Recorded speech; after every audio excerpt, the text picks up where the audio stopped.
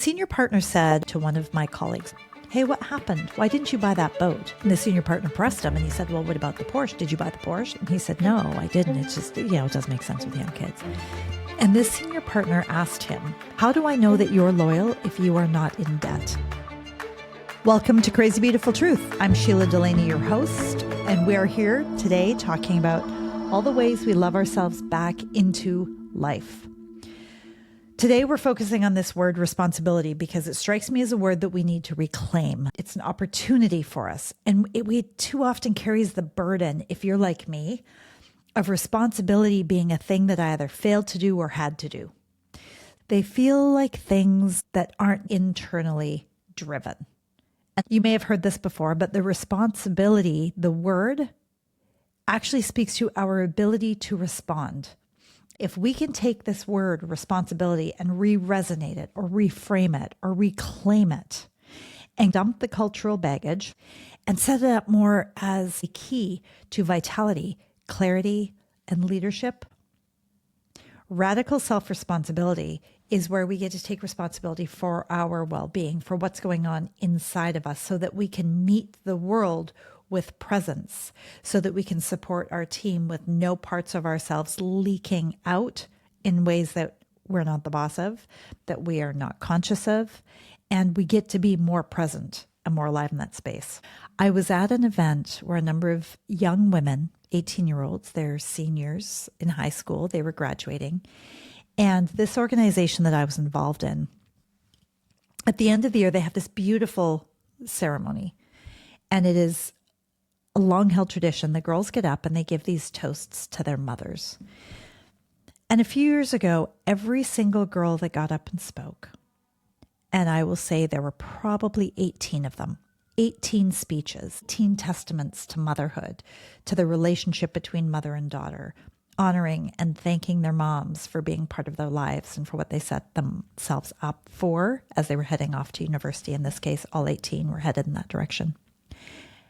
100% of these girls referred to their moms with great awe, admiration, and gratitude for their selflessness. And I remember, as they would say, my mom is so selfless. No matter how tired she was, she always was there. I could count on her. Everybody can count on my mom. She's the most selfless person that I know. And the room was in tears and people were moved, and I was chilled to the bone. We have taught another generation that being less of self, selfless, is the highest form of love. And we collapse these ideas. To be loving is to be selfless. There's a time and a place. I get it, and that's fine. But the bridge here, radical self-responsibility, actually invites us to honor ourselves while we are loving others. It's not less self, it's more self. And with the full presence of myself, then I pour myself into service. Then I'm choosing on this day, I'm exhausted and I'm going to do this because I choose it, not because it's a habit, not because everybody expects it of me. When I was outsourcing that approval or authority, I was looking to others to figure out, how do I show up here? What do I get to say and not get to say? And there's something normal about this, right? When we go into a new space, we're trying to figure out the norms. We're trying to figure out the culture because we want to belong and we want to plug in. And then after that, we can begin to make a mark. But in this case, I was a young attorney. I was absorbing all the cultural cues. I was fascinated by what was going on. I was thinking about what success looks like in a law firm. I'd been not that long out of law school. And we went to one of the senior partners' houses for dinner. Let's say there were 10 of us around the table. And I'm watching and I'm curious and I'm interested in what this dynamic looks like, sounds like, feels like. Senior partner said to one of my colleagues around the table, "Hey, what happened? Why didn't you buy that boat? I thought you were going to buy a boat." And he said, "Yeah, we decided it wasn't right for our family just now. It's not the right time. Our kids are too young." And he went on to talk about this. And the senior partner pressed him and he said, "Well, what about the Porsche? Did you buy the Porsche?" I set you up with my car guy. "Did you buy the Porsche?" And he said, "No, I didn't. It's just, it doesn't make sense with young kids." And this senior partner asked him at this table with 10 of us around, "How do I know that you're loyal if you are not in debt?" And something in my brain exploded. I realized I was so busy outsourcing I was so busy looking for all these cues to tell me how to show up and how to belong and how they would know to value me and how I would prove my worth that I had missed that there was something deeply fundamental missing. And this question from a senior to this associate nailed it. I realized, hold the phones. I need to be checking in with myself. I need a high level of discernment or I'm going to lose myself here. Because if debt is what proves loyalty, am I okay with that? If loyalty is proven by how much I can owe somebody, something is off. And so I made this shift in that moment from outsourcing to insourcing it and taking responsibility for setting that myself and learning it and letting myself be clumsy. And there are times I got it right and times maybe I got it wrong. But I began to realize that radical responsibility is for me to choose my own and use my internal guidance as a cue for what's aligned and what is no longer aligned, rather than bending or flexing to somebody else's definition of loyalty or success or worth or value in a case like this. Now, I have to say, this partner was great. It is entirely possible there was an element of jest to this, but it still taught me a lot. It taught me that I cannot wait for permission for me to appreciate my own alignment. Something in my body just went, wait, what's up? Pause. What's happening right now? And too often we just skip right over those. There's a beautiful book out right now, Martha Beck's book, that is right on this. And she's talking about the way of integrity.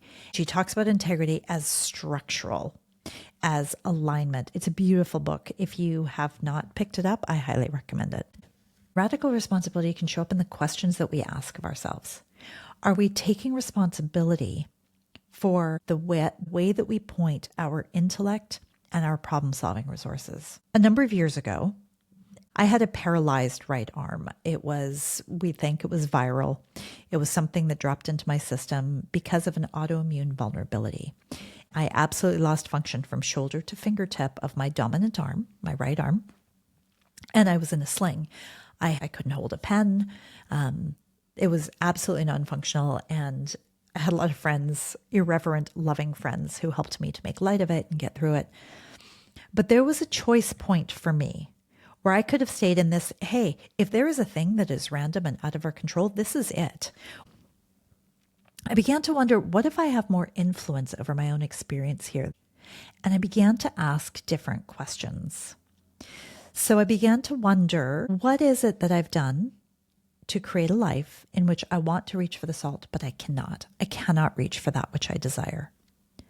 I wasn't in blame. It's not like I was taking responsibility for getting this virus or for being the reason that my arm was suddenly paralyzed and I had small children. It was hard. This was a very, very challenging time of my life, probably amongst the hardest. But I became very curious. And by wondering, I realized the value of the questions, regardless of whether it helped me in the journey, and I believe that it did. It changed my relationship to this idea of having paralysis in one arm and losing the function of one limb.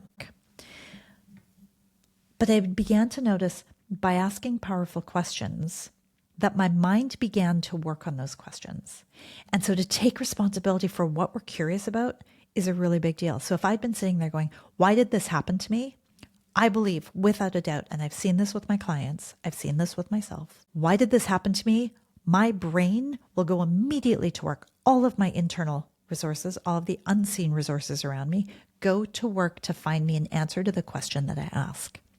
If I'm asking what I refer to as low quality questions, like why do bad things happen to me? My brain and my system are going to go to work on that question and tell me the answer. They don't judge the question. They just answer it. So why do bad things always happen to me? Well, because, and there will be a list of things. But if you begin to ask, what's possible? What have I done to design my life? How do I design my way out of this? Where do I have more say? Where can I change my experience? The mind goes to work on those questions too. And so raising the quality of the questions that we ask of ourselves in relationship to our own experience sets us up entirely differently. Radical self-responsibility does not mean that you are the causal link to bad things that happen, but it means that we get to choose how we meet those things that happen. So think about the implications as a leader. I believe that a leader is anyone who is willing to take responsibility for their influence. Now, some of us have to take responsibility by virtue of title or position. That's absolutely true.